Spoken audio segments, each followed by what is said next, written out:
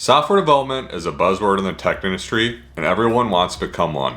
However, even if the field offers many job opportunities and a promising career, it isn't meant for everyone, especially if you have the characteristics that I'll talk about in this video. If there's an industry to join right now, it's the tech industry. With the boom in software engineering and the expected number of jobs to rise all the time, having said that, you need to know what you're signing up for when you enter this field. I believe it's important to educate prospective developers not only on the skills needed to become a software engineer, but also the signs that show software development just might not be your thing. First, we need to understand the skills and habits that make up a good software developer. Here are some of the top traits in software developers. First, software developers are quite proactive. They're efficient coders and are willing to learn new tools.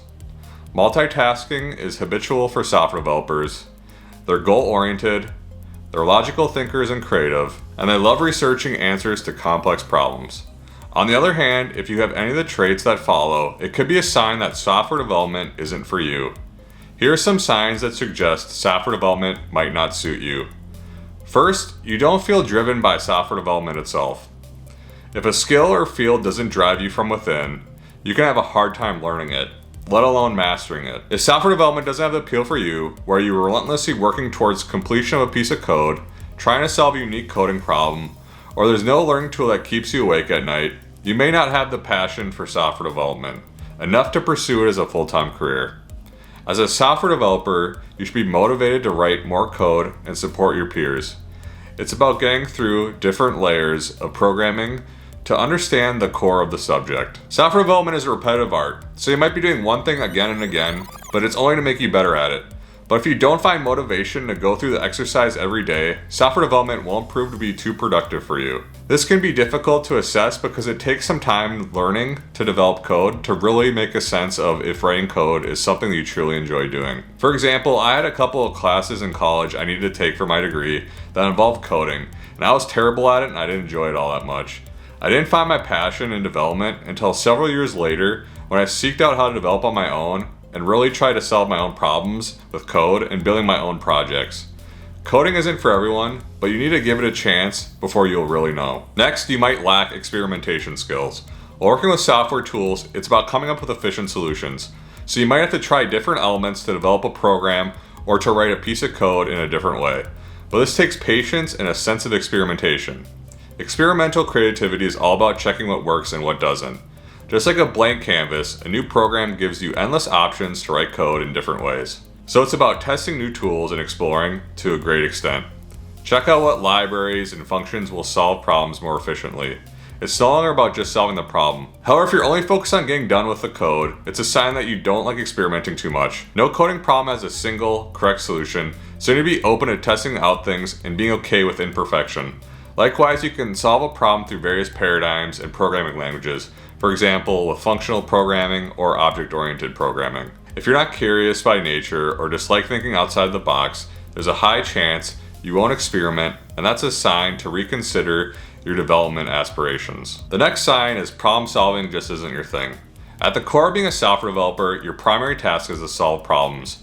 You're given a set of requirements and parameters and are asked to solve the problem efficiently. It just so happens that the medium you leverage is coding to express your solution of the problem that you're asked to solve. Let me break the myth that you need to be exceptional at math to be a great developer. A genius in math isn't always the best programmer. Programming is simpler than you think. Same goes with development. You need to understand the building blocks of programming, and rarely does that include any complex mathematics. If you don't understand the basic tools in programming, you can have a hard time working on more advanced tools for software development. This understanding of basic elements comes from solving logical problems, but it's not always as easy as it looks. Algorithmic thinking is all about sequencing different events with code and understanding what happens when and why. It's just a sophisticated understanding of control structures in programming. If you lack logical analytical skills, say you're not great at solving puzzles, searching for answers to questions, or building things, there's a chance you might not enjoy software development. The next sign is research is not your cup of tea. Especially in this era, research is a critical element for software development. If you're not really into it, you won't be able to go on for too long. It doesn't matter how many books you've studied on Java or Python, there'll always be a new problem that demands you to learn something extra. Maybe you're asked to work with a programming language that you've never worked on before. In this case, it takes your research skills and ability to adapt if you want to excel in software development. Generally, software development research is best possible through platforms like GitHub, Stack Overflow, and others. Likewise, you go through a lot of documentation and search for the right questions on search engines for your queries. However, if you get fed up too quickly and don't like exploring or researching more, you can have a hard time progressing as a software developer. Next, you prefer standard fixed working hours. Software development is a flexible and rewarding career, but at the same time it's very competitive and demanding.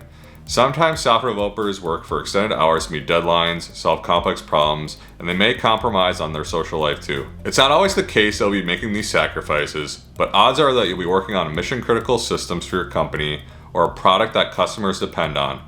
So you need to be ready to go outside the normal call of duty here and there to complete emergency patches or push a project across the finish line before release. Sometimes you might be working on-site and sometimes remotely. However, if you're not flexible in adapting to these changes and work expectations, then you're better off with an office desk job working fixed hours. Next is salary is your only interest in the field. Software development job is more than just earning a large salary for yourself. It's a versatile discipline that gives you many chances of exploring and learning new tricks of the trade. But the motivation to learn comes from within, so if you're only focused on salary, you'll miss out on a lot of opportunities. Likewise, if you want to earn big with little effort in growing your skills, then look for something other than software development. In software development, money comes with skill, and it takes time to master any of these skills, which means that you might have to wait a little bit longer before you start earning the big bucks. But remember, when you start earning big, your salary will be more than just competitive with your peers in other fields. If you made it all the way through the video and think that development is right for you, check out my video on the top skills needed to become a successful software engineer. See you in there.